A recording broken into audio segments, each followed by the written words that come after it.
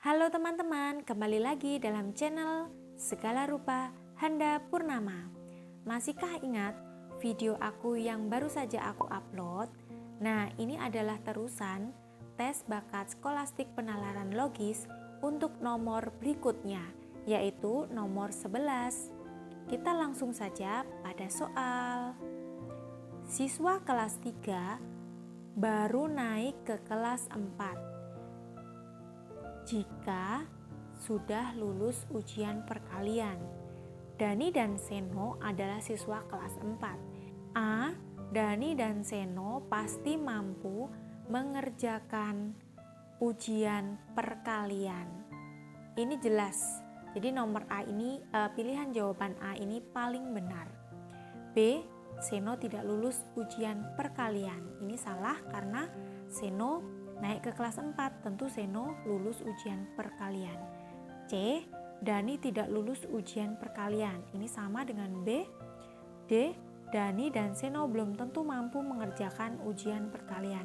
Ini sudah jelas karena mereka naik kelas 4, maka mereka berdua mampu mengerjakan ujian perkalian.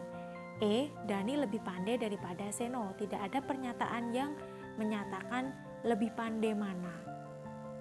Jadi pilihan jawaban adalah A. Dani dan Seno pasti mampu mengerjakan ujian perkalian.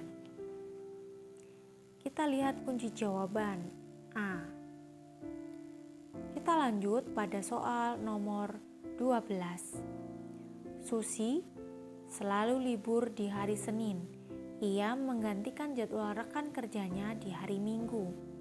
Santi adalah rekan kerja Susi yang diminta digantikan jadwalnya di hari Minggu. Oke, ini mudah ya. A. Susi lembur di hari Senin.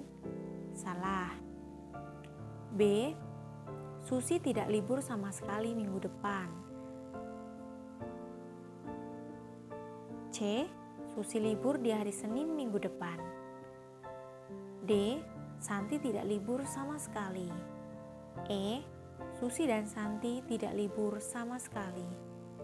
Ini jelas ya, jawabannya adalah C. Susi libur di hari Senin minggu depan. Karena Susi pada pernyataannya adalah Susi selalu libur di hari Senin karena ia menggantikan pada jadwal Santi di hari Minggu. Oke, kita lihat kunci jawabannya. C. Susi libur di hari Senin minggu depan. 13.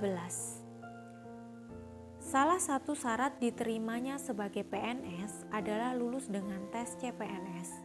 Soekarno adalah salah satu peserta yang akan mengikuti tes. A. Soekarno diterima sebagai PNS. Belum tentu. Karena baru mengikuti tes ya. B. Soekarno mampu mengerjakan tes PNS. Belum tentu ya. C. Soekarno belum tentu diterima sebagai PNS. Ya, ini C. D. Soekarno tidak diterima sebagai PNS. E. Soekarno tidak lulus dalam tes PNS. Ini jelas jawabannya adalah C. Soekarno belum tentu diterima sebagai PNS.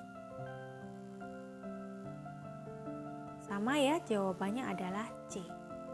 Pada soal nomor 15. Jangan lupa siapkan kertas untuk coret-coret ya supaya posisinya tepat.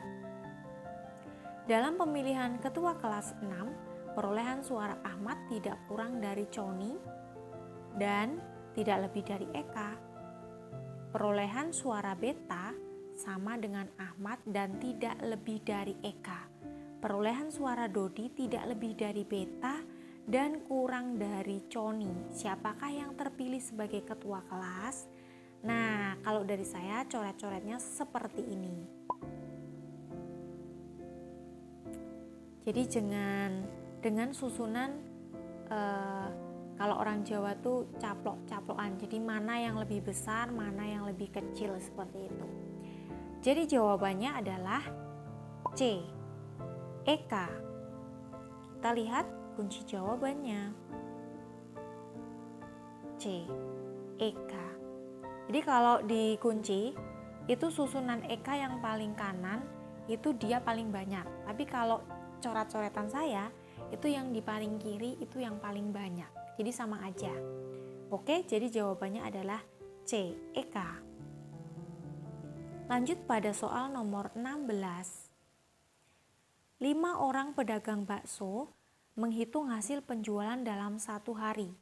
Pedagang 3 lebih banyak menjual daripada pedagang 4, tetapi tidak melebihi pedagang 1. Penjualan pedagang 2 sama dengan pedagang 4 dan tidak melebihi pedagang 3. Pedagang mana yang hasil penjualannya terbanyak? Oke, nah ini adalah coret-coret saya. Sekali lagi, jangan lupa untuk coret-coret di kertas supaya posisinya tepat. Jawabannya adalah A. Pedagang 1. Oke, sekali lagi kalau dari kunci jawaban nomor 1 ke ujung paling kanan itu adalah posisi yang paling banyak, tapi kalau saya menghitungnya yang posisi kiri itu lebih banyak. Oke, gak usah bingung ya. Nomor 17.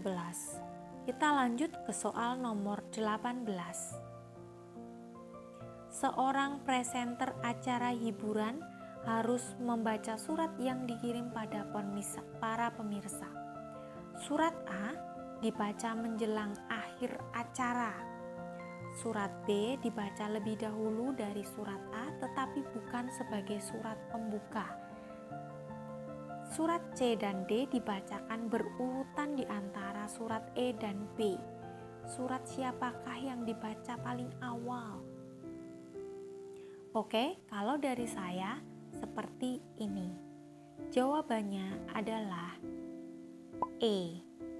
Jadi urutannya adalah E, C, D, B, A. Jadi yang paling utama adalah E.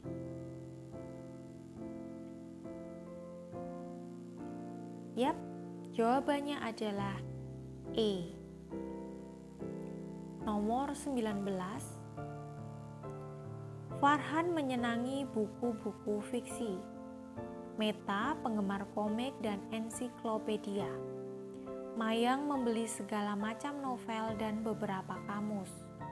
Irfan penggemar biografi, sedang Sonya menyukai buku-buku non-fiksi. Jika dibuat kelompok pembaca beranggotakan 3 orang, susunan anggota yang paling sesuai adalah, oke, kita kelompokkan dulu berdasarkan fiksi, non-fiksi. Kurang lebih seperti ini. Jadi yang anggota fiksi itu ada Farhan, Meta, dan Irfan. Sedang non-fiksi itu hanya Mayang dan Sonya, 2 orang. Jadi kalau mau diambil kelompok pembaca beranggotakan 3 orang, maka susunan yang paling tepat adalah yang menyukai fiksi, yaitu Farhan, Meta, dan Irfan. Jadi jawabannya adalah E. Kita lihat kunci jawabannya. E, sama ya, Farhan, Meta, dan Irfan. Kemudian kita lanjut pada nomor 21. Suatu keluarga mempunyai 4 orang anak yang bergelar sarjana. A memperoleh gelar sarjana sesudah C. Berarti A ini mendapat setelah C. B menjadi sarjana sebelum D dan bersamaan dengan A. Jadi B sama dengan A. Siapakah yang menjadi sarjana paling awal? Oke, jangan lupa coret-coret di kertas biar posisinya tepat. Jawabannya adalah C. Jadi urutannya adalah C, anak A sama dengan B itu berbarengan, kemudian baru anak D. Kita lihat kunci jawabannya adalah C, sama ya, C, A sama dengan B, kemudian baru D. Kita lanjut pada soal nomor 22. 6 mahasiswa duduk berurutan dalam ujian wawancara. Tini tidak bersebelahan dengan Salim atau Tia. Tini ini nggak mau bersebelahan dengan Salim dan Tia. Berarti pasti Salim dan Tia ini nanti antara paling depan dengan paling belakang. Nila duduk di dekat Tia. Oke, kita ilustrasikan kurang lebih seperti ini. Nila duduk dengan Tia. Oke, kita masukkan bahwa Nila itu duduk sebelahan dengan Tia. Tini duduk di dekat Jufri dan Jufri duduk di sebelah Nila. Salim tidak ingin didahului Harto. Kalau Salim tidak ingin didahului Harto, berarti Harto setelah Salim duduknya ya. Dan Harto bersebelahan dengan Tini. Tia duduk di urutan terakhir. Nah, ini jelas karena Tia di terakhir, berarti Salim ada di paling depan. Siapa yang duduk di urutan kedua? Nah, ini jelas setelah Salim itu ada Harto. Berarti nomor 2 adalah Harto E. Oke, kurang lebih seperti ini. Nomor 23. Ali lebih cermat daripada Budi, tapi lebih ceroboh daripada Denny. Mardi lebih cermat daripada Denny. Oke, ilustrasinya kurang lebih seperti ini. Maka pernyataan yang benar adalah A. Mardi lebih cermat daripada Ali dan Budi. Benar ya? A. B. Ali yang paling cermat. Bukan, kalau yang paling cermat nih Mardi. C. Denny dan Budi sama cerobohnya. Bukan ya. D. Budi dan Ali yang paling cepat. E. Ali lebih cermat daripada Budi dan Mardi. Ini yang D ini maksudnya cermat. Nomor 23. Pernyataan yang benar adalah A. Mardi lebih cermat daripada Ali dan Budi. Oke. Ini susunannya juga berbalik dengan coret-coretan saya. Kalau saya yang paling kiri itu yang paling bagus. Kita lanjut pada soal nomor 24. Rita, siswa terpandai di kelas 6. Yati kalah pandai daripada Tina. Tapi Tina sama pandainya dengan Tati. Tati lebih pandai daripada Yati. Oke, ilustrasinya seperti ini. Rita paling pandai. Kemudian Tati dan Tina itu sama pandai. Kemudian baru Yati. Kita lihat pilihan jawaban. A. Tina lebih pintar daripada Rita. Tidak ya? B. Tati lebih pandai daripada Yati.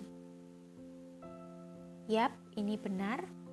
Rita sama pandainya dengan Yati. Ini bukan karena Rita yang paling pintar. D. Tina yang paling pandai bersama Yati. Bukan, karena yang bersama Tina adalah Tati, bukan Yati. E. Tidak ada pilihan jawaban yang benar. Jawabannya adalah B. Tati lebih pandai daripada Yati. Nomor 25. Soal terakhir ya. Seorang ingin memasang iklan sebanyak 3 baris untuk menjual barangnya. Untuk hari pertama ia harus membayar Rp250 setiap barisnya. Untuk 5 hari berikutnya ia harus membayar 150 tiap barisnya. Dan untuk hari-hari berikutnya ia membayar Rp100 setiap baris. Ini harganya setiap baris ya, padahal dia harus memasang 3 baris. Ia membayar 6.000. Berapa hari iklan itu terpasang? Oke. Kita coret-coret dulu di kertas. Hari pertama dia membayar 250 per baris. Oke. 250 kali 3 baris, 750. 5 hari berikutnya kita kalikan saja 150 kali 5 hari kali 3 baris, 2250. Kita jumlah yang 6 hari ini kita habis berapa? 3000. Jadi 3000 ini untuk 6 hari. Kemudian sisa dari uangnya berarti 6000 dikurangi 3000, yaitu 3000. 3000 kita bagi dengan biaya yang harus dikeluarkan per baris, yaitu Rp100. Kemudian dibagi 3 karena kita memerlukan 3 baris setiap iklan. Jadi 10 hari. 10 hari ditambah 6 hari yang sudah dihitung sebelumnya, jadi 16 hari. Jawabannya adalah C. Kita lihat kunci jawabannya. 16. Oke teman-teman, kalau kalian punya pendapat yang berbeda dengan saya, silahkan tulis di kolom komentar. Semoga latihan soal ini bermanfaat. Kita bertemu pada video-video aku berikutnya. Jangan lupa like, share, dan subscribe. Terima kasih. See you.